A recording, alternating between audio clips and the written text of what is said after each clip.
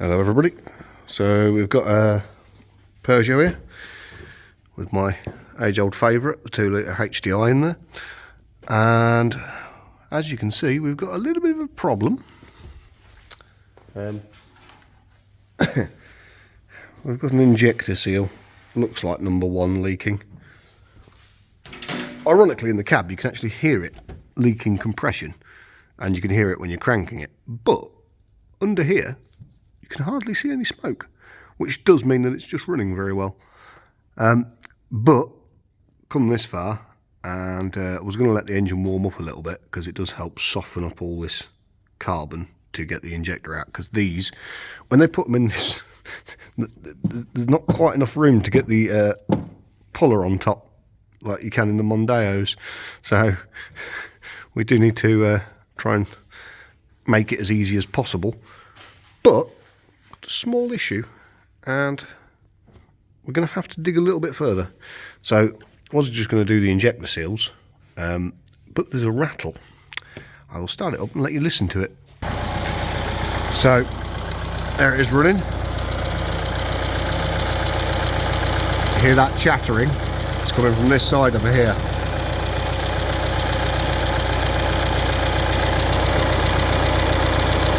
If you don't know what that is the timing chain.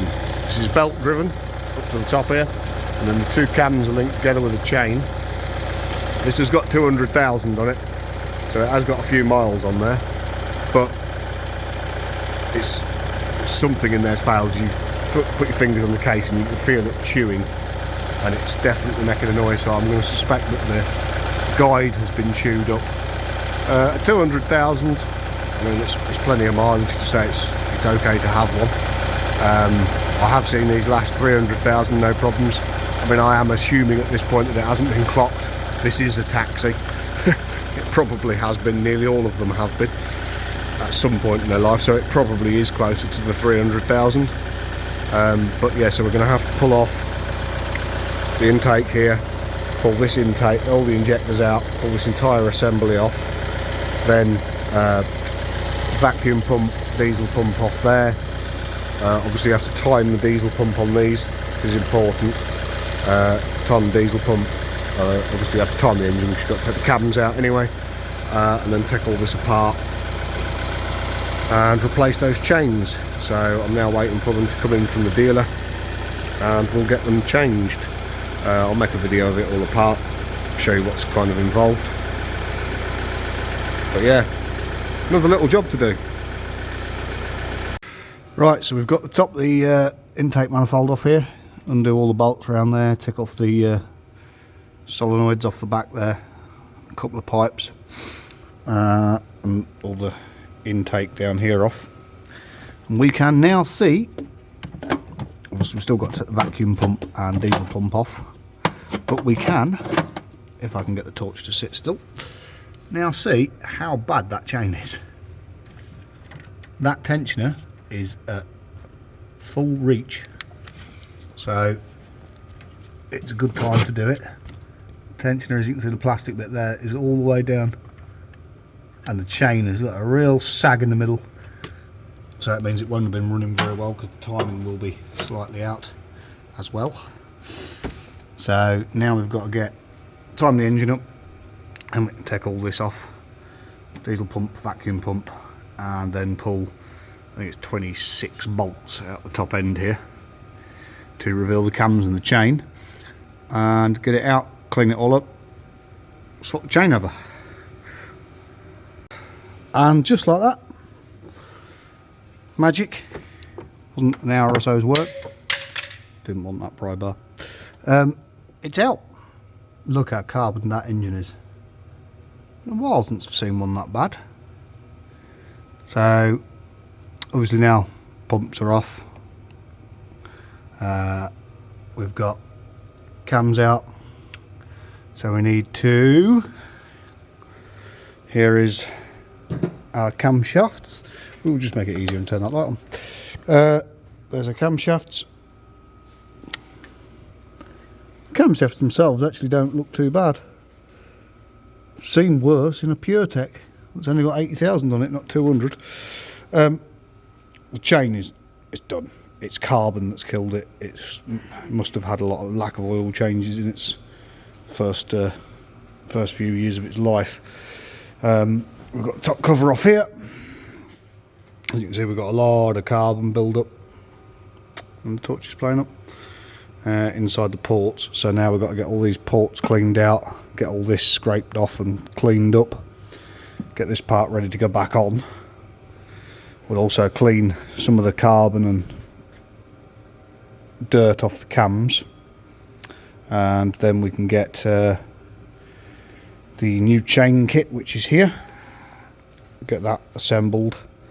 The guide that came out there, as you can see, that's got a lot of wear in that, rubbing into the plastic, and it was sat not all the way out, but it was probably about there, which is basically at the end of its real tension, and you can see the carbon in the oil. Everything's really sticky and horrible, like it's been smoking 20 a day for the past 30 years. So now we've got to take this big mess that we spread everywhere, clean everything up and get everything ready to go back together. Right people, this will be the conclusion here. So I've had it running and I forgot to film that.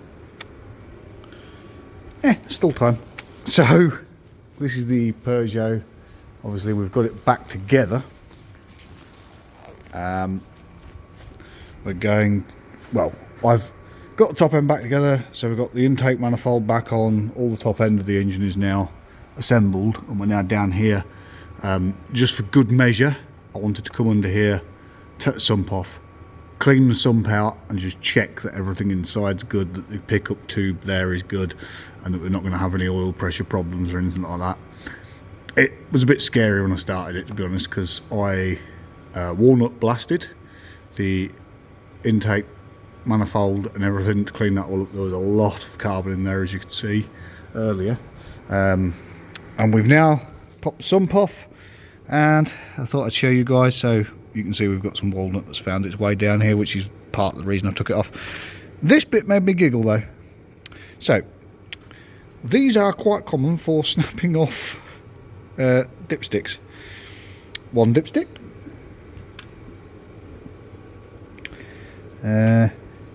look. Two, and there's another one. Three. Can we make it four? No, three is all we've got, and it is quite sludgy in here. To be honest, this timing chain shouldn't have been rattling like it was at the mileage it was, but poor oil changes will do that. It had just had a cam belt service, then I realised that it needed this timing chain doing. So this is actually fresh oil in here, not that fresh, but you can see from the way it's burnt onto the chain and the tensioner, it has struggled with oil changes at some point in its life. I mean, these guys have done it this company's done it every 10,000, so, but whatever, we've got this off, we'll get it all stripped, all cleaned up, get all the glue off, get the glue off of here, get this put back on so they can sit tonight, and then we can fill it back up with oil in the morning, get it all nice and cleaned out so that we know it's good to go. But yeah, 3 dipsticks snapped off in the bottom. I thought it was quite funny. So I know I'll get the questions if I left the video there. So it's all back together. Obviously the sump put back on, was left to dry overnight. Now it runs. So if we come around here and I stick the key in the ignition, make sure we're not going to drive it through the workshop.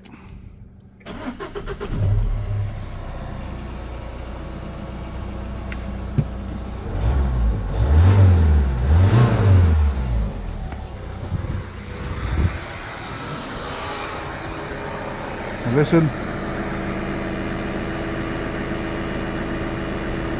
no chain noise, that's all gone. So everything is now nice and quiet. I've got an aircon belt noise, but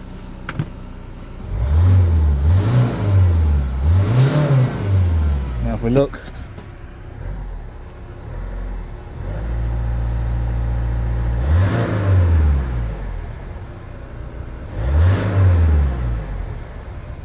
no real smoke. If you put it down hard, it does need to warm up a couple of times.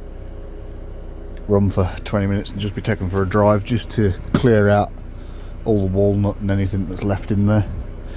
I will leave it running now. I've had it running once and it got up to operating temperature. The lights aren't doing that in real life.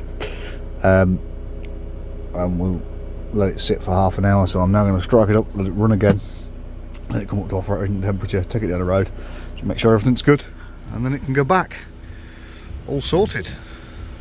Thank you all for watching.